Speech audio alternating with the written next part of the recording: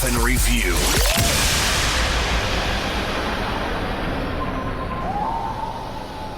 Last week on Dynamite, Jimmy, we saw a match pitting Will Hobbs versus Big Bill on, like I said, on Dynamite in a, we'll call it a street fight, no rules, whatever you want to call it. I don't know. It seems like a regular match on AEW nowadays. But hey, regardless, uh, Jimmy, what are your thoughts on this type of match that, hardcore rules, they can go all over the place, and one of our favorite referees literally is all over the place as well. Well, first of all, hats off to Hobbs and Big Bill because they beat the living you know what out of each other. Man, you talk about two meaty men slapping meat. They were slapping it with pipe wrenches and tables and barbed wire. Meaty meat, Uh, meaty meat. yeah. No, these guys, Tenderizing. they beat the hell out of each other, so, hats off to those guys. But the role of a referee, from my standpoint, in a match like this, is to stand as far from the talent as you can and only get close when you're checking on somebody. And in that process, that's when you pass any time cues or any messages back and forth between the talent. After that, you step back and stay out of the way. You don't stand close to the action, because if these guys are beating the living you know what out of each other using weapons and stuff like that, you don't stand 2 feet away from them while they're doing it and sit and watch them trade blows. You stand back. You're out of the picture. Stop mugging for the damn camera, please. This is where, like, you're a good announcer. You know when to lay out. You know when you let the action tell the story, and stop trying to get yourself, being that background person in that picture. You don't need to be there.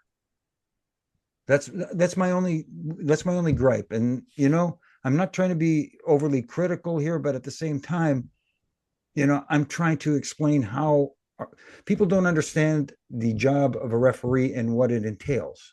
And it's the main part about it is be invisible out of the until way. you need to be visible.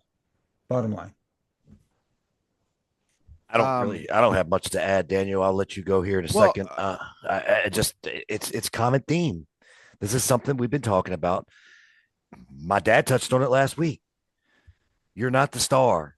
Do your job and get out of the way. And this is simply just another proven case in point that it's about them trying to be the stars, trying to be on camera so much, trying to overdo the things that just go ahead, Daniel.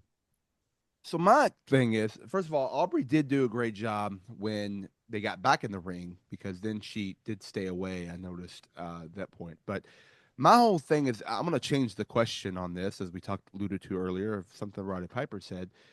Justin Roberts comes on and explains this is a street fight. Says the only way to win is by pinfall or submission or a knockout. But that's not the way the finish happened. The finish somehow was a 10-second last man standing match where she was counting to 10. Only, by the way, when Big Bill, was down, when he was down, not when Hobbs was down. She only counted when Big Bill was down, never when Hobbs was. And then why are you counting? This is not a last man standing match. Why are you counting to 10 when the rules state? So now granted, I'm going to give her the benefit of the doubt, because I guarantee you they probably went over different ways of this match probably 100 times, and Justin Roberts could have got it wrong. But once you say it that way, you immediately say, we got to change this finish. Mm-hmm. And you could have just knocked out Big Bill. Sorry, he was W. William Morrissey at TNA, so it's weird. I love it. I love it. You could have knocked him out instead of him getting stuck in the barbed wire and having to count to 10. So it really was. Okay. That's my thing, is that I can't stand, and I'm big on this, and so is Tom Hannafin at TNA. Like when we go over production meetings and we go over what are the rules, what are they, we're about to announce something coming up soon that we've got to explain the rules, and granted, we've already filmed some of this, but we haven't announced it publicly yet. But when we explain these rules of something we're doing at Sacrifice, we've got to make sure they know the rules, and we've got to do these rules like all the way through. It reminds me of, it happened here in Louisville, Kentucky. It reminds me of the first blood match between Hulk Hogan and Ric Flair. Charles Robinson was referee at WCW Uncensored '99, and within the first 2 minutes, Flair got blood, so therefore they went ahead and changed it to pinfall submission in the middle of the match. So, even though it was the first blood match. But you said something, Daniel, that is very important. You guys have production meetings to discuss these things. When you don't have production meetings, that's a big no-no, because now everybody's on.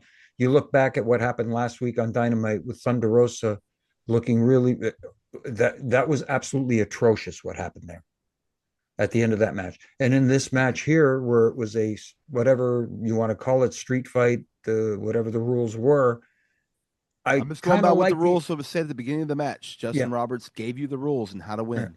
So if you're going to have that, 10 count where he has to make it to his feet, explain that that's part of one of the things that a person can win a match by. My other gripe, and I know people are going to say I'm nitpicking here, is if you're going to show a replay, please do not show the guy intentionally trying to stick his arm in the barbed wire to get stuck. Right. Because after he took the bump through, they held the replay of him trying to get his arm in the barbed wire hooked. Yep. That comes from years of experience of shooting television, wrestling television, knowing when to cut that shot. All they had to do was he takes the bump into the barbed wire table, show the finish. Yep. That's it. And even if you're going to replay it, Jimmy, you show the bump, boom. Right. Then you go to the finish where she's counting and he's already entwined. Right. In the barbed wire. Right. Not the whole thing where the setup of, and you're so right. He took his left arm and went under the piece that was like curved and put his arm underneath of it and then act like he got stuck. Right. Well, Which is fine but don't shoot it on camera. Don't shoot it. That's what production meetings are for. So you can iron these things out and they don't get shown on television. That's all. But the worst part about it is not only did they show it, they showed it on the replay as well. Right. And I'm like, Daniel, I didn't mind the match. It wasn't that. It's just that, okay, what Justin explained wasn't what actually happened. So what's the point in explaining rules if they're not going to mean anything? Yeah. See, I'm going all over the place here. It's kind of like what we're going to get at Elimination Chamber with Sammy and Kevin Owens. Non-sanctioned, anything goes. That's all they're saying. The referee is only there to count a pinfall or submission. That's it. Yep. Wanted By to the way, also, speaking of that, real quick, I'm hoping that the referee is not in a regular WWE referee shirt. Right. Yeah. And not only that, I don't want him to be a regular WWE referee. Since this is unsanctioned by that should have been for the WrestleMania talk. But, no, but we'll get that in a little bit. No, it's elimination. I would rather that it's a non-sanctioned WWE referee this match, not one we see regularly on television. Nick Aldis. There you go. So one other thing we got two other things I want to get in the referee review. I want to give some props out to Dan Danello for the great job he did last night on Raw in the main event for the women's tag team title match. Brian, he is one of those guys that he's doing something. He's listening to somebody and he's doing the right things because he's doing a lot of things great. He really is. And I'll say 2 weeks in a row, we've mentioned his name. I don't think last week we said his name right or something. I think it was 2 weeks. Okay. Whatever it was. 2 times in the last month. There we go. Yeah. Okay. Anyway, it all runs together. Too many bumps in the head. But just a good job, man. It's a lot of moving parts, and he just did a good job of keeping it all together. Hey, what can I say? He's making the Refin review positive side, which doesn't happen often on the show, and that's cahoots to him. Daniel, I know you noticed a few things too you wanted to touch Yeah, on. I mean, his falsies were on point. One of the things I love too is there was break spots or breakup spots and pins, and the timing on those and the positioning where he was and everything was like just amazing. Like it was so good. It brought me. It got me twice. I thought it was the finish twice. Mhm. It got me. And you don't, not many get me like that. I know we've all talked about this. And I'm usually like, okay. I was like, oh wow, that's the finish. Oh, it's not the finish. Like Right. when you get me to do that, kudos. And that's for everybody, the talent and all, but definitely for the referee because it was him that made me believe it was the finish. The way he's counting, the way he's moving, and he And didn't. Daniel, like we Yeah. talked about, it's the consistency of his counts Mhm. Yes, being the 100%. same. Statements. Yeah. Yeah. And here's the other thing, since you brought it up, Daniel, and since we were talking about production values and the way you shoot things, those breakups of the pin attempts that Yes. we got were shot so well because you didn't see the person that came in to make Right. the save on that pinfall until they made the save. You didn't Yep. see them coming in at all. And that added so much drama to that. The crowd biting on everything and that sound you get, that oh from the crowd every time it was a breakup or something and somebody kicked out or whatever the case was. I thought, well, kudos to the ladies because they Yep. put it all out there, and in that situation it takes 5 people to make it work. And Danilo, hats off And to you, my friend.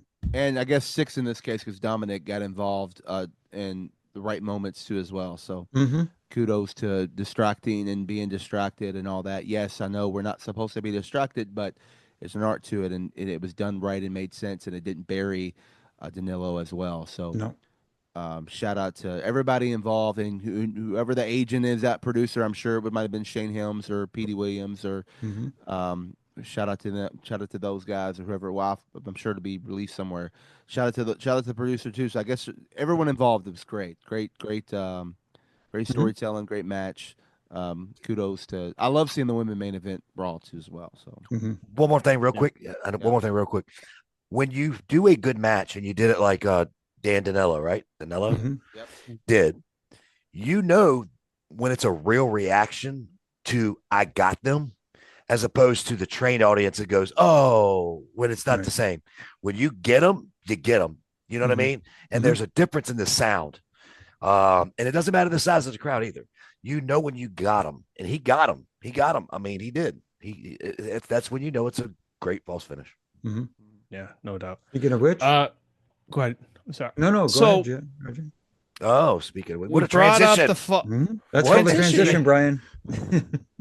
That was accidental. Yeah, right. No kidding. The videotapes are in. The great falsy off of 2025 is about to commence. However, the tapes are in the possession of Jimmy. The tapes are in the possession of Brian to go over and decide who wins the falsy off of 2025 between Mr. Rod Zapata with his match up with Finn Balor taking on Seth Rollins and some guy named Daniel Spencer, uh, who had the tag team match from this last week, Daniel, correct? Last Thursday? Yes. Last Last live show, Thursday's Orlando. live show in Orlando with Joe Hendry and Elijah taking on the Colognes. So, with that being said, gentlemen, the tapes are in. You will give your reactions next week on the show in our Refin review on who won the falsy off. And I have two things to say on this, and then we're moving on. Sure. You guys, as listeners, go back and watch those two matches, and I'd like you guys to weigh in. I would like you to give your opinion on who you think does a better job of having false finishes. Because I think it's interesting, and I would want you to do it on our Twitter account on at Refin It Up. Put that in there, and we'll put you out on the show as well as just a cheap little plug for yourself. Because I'd like to get the feedback. I'm sure RJ will put something out there for you guys to follow along with this wonderful contest. And I promise you, wink, wink, wink, I won't use any of the stuff that Daniel pissed me off about last week as my swaying judgment. Hey, we made up. Oh, did we? Well, the conversation seemed to go the right way. So I still my love bad. you, Daniel. Just hope your false finishes love you. Wait, hold on. I'm getting a live video chat from Earl Hebner. Yeah. Okay. Hang up on him. No. Oh, okay. Oh, sure. Okay. Sure. Okay. That's not true because he don't know how to video chat on the phone. You're exactly right. You're exactly right. Dang. You got caught. Kayfabe, come on. You killing me, Smalls.